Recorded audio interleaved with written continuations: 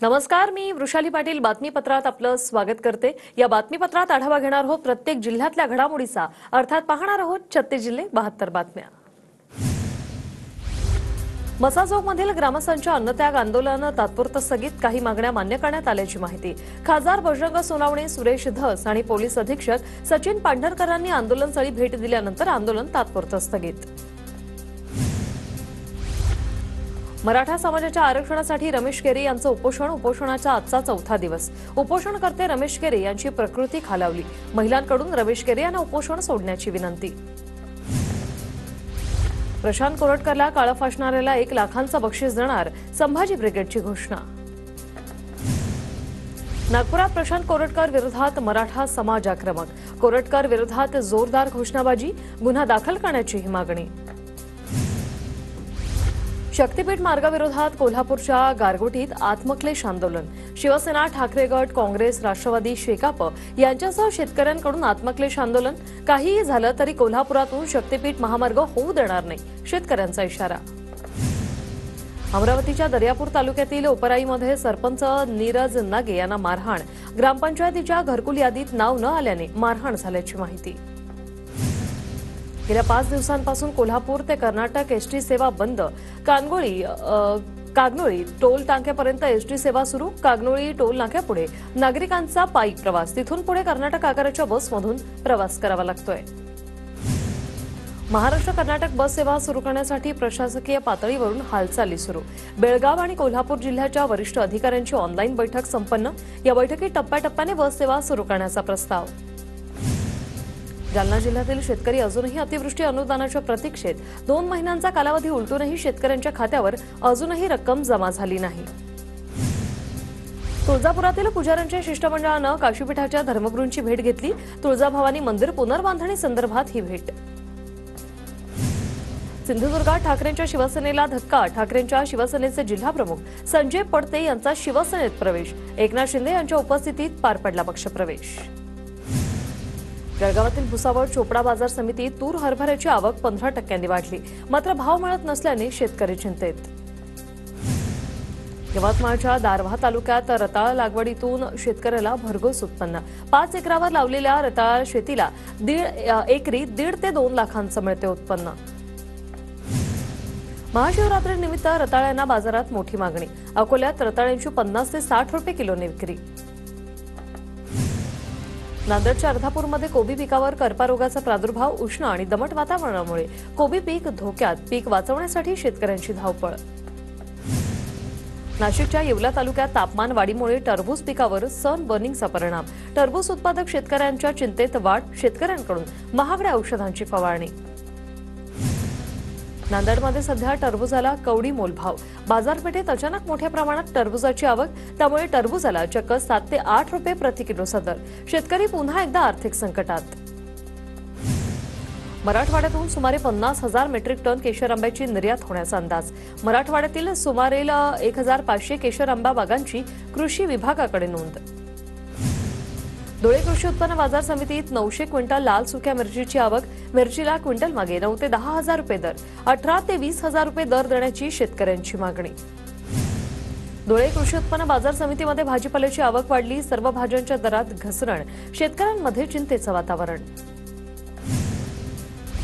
नंदुरबार जिल्ह्यात मका पिकावर मर रोगाचा प्रादुर्भाव वाढला, शेतकऱ्यांकडून पिकावर फवारणी सुरू, शेतकऱ्यांच्या खर्चात वाढ।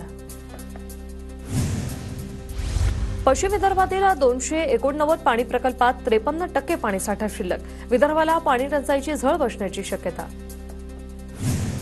करमाळ्यात पाणी टंचाईबाबत उद्या आमदार नारायण पाटील यांची बैठकीत जलजीवनच्या कामांचा आढावा घेतला जाईल। लातूर शहरातील अनेक भागात पिवळसर पाण्याचा पुरवठा, मात्र हे पाणी पिण्यायोग्य असल्याचं पालिकेकडून स्पष्ट। नंदुरबार जिल्ह्यातल्या सातपुडेच्या दुर्गम भागात पाणी टंचाई, लवकर उपाययोजना करून पाणी टंचाई दूर करावी, नागरिकांची मागणी।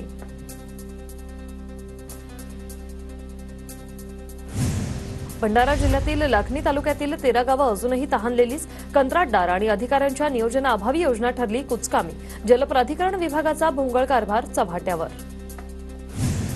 बुलढाण्याच्या मेहकर तालुक्यातील वडाळी गावात भीषण पाणी टंचाई. महाराष्ट्र जीवन प्राधिकरणाचं काम 2 ते 3 वर्षापासून प्रलंबित. काम पूर्ण न झाल्याने नागरिकांची गैरसोय. मंगळूरपीर तालुक्यातील अरुणावती नदी फेब्रुवारी महिन्यातच पडली कोरडी. काही भागात रेती तस्करीमुळे नदीपात्र पोखरल्याचं चित्र, तर जलस्रोत आटत असून जलसंकट निर्माण होण्याची भीती. जळगावच्या चाळीसगाव तालुक्यात वन्य प्राण्यांची पाण्यासाठी वणवण. फेब्रुवारी महिन्यातच प्राण्यांसाठी पाण्याचा होतोय तुटवडा. सोलापूरच्या करमाळ्यातील जाते गावात गेल्या 20 दिवसांपासून विद्युत पुरवठा विस्कळीत. शेतकरी आक्रमक. करमाळा उपविभागीय कार्यालयात शेतकऱ्यांचं ठिय्या आंदोलन. संतोष बांगरांनी नागनाथाचं दर्शन घेतलं. माझ्या रूपानं हिंगोलीला भविष्यात मंत्रिपद मिळावं. आमदार संतोष बांगर यांचं नागनाथाला साकडं. सुनेत्रा पवारांकडून सोनगाव सोनेश्वर मंदिरात महाअभिषेक. कऱ्हा आणि नीरा नद्यांच्या संगमावर महाशिवरात्रीचा उत्साह. सुनेत्रा पवारांसमवेत मोठ्या संख्येने पदाधिकारीही उपस्थित. राजस्थानचे राज्यपाल हरिभाऊ बागडे यांनी शेगावात गजानन महाराजांचं दर्शन घेतलं. मंदिर संस्थानाकडून बागडे यांचा सत्कार. शिर्डीतील साई संस्थानाच्या भोजनालयात महाशिवरात्रीनिमित्त 10 टन साबुदाणा खिचडीचा महाप्रसाद. दर्शनासाठी भाविकांची मोठी गर्दी. 40,000हून अधिक भाविकांसाठी प्रसादाची सोय. जेजुरीत महाशिवरात्रीनिमित्त गुप्त शिवलिंगाचं दर्शन भाविकांसाठी खुलं. दर्शनासाठी हजारो भाविकांची गर्दी. महाशिवरात्रीनिमित्त घृणेश्वर मंदिरात भाविकांची मोठी गर्दी. दर्शन रांगेत पुढे जात असताना भाविकांमध्ये फ्रीस्टाईल हाणामारी. अंबादास दानवे जात असताना भाविक व्हीआयपी रांगेत घुसल्यानं गोंधळ. अकोला जिल्ह्यातल्या पानेड गावाजवळील स्वयंभू महादेवाच्या मंदिरात भाविकांची दर्शनासाठी मोठी गर्दी. इथे शिवलिंग जमिनीपासून 100 फूट खोलात. दरवर्षी नदीच्या पुरामुळे हे स्वयंभू शिवलिंग जमिनीखाली जातं.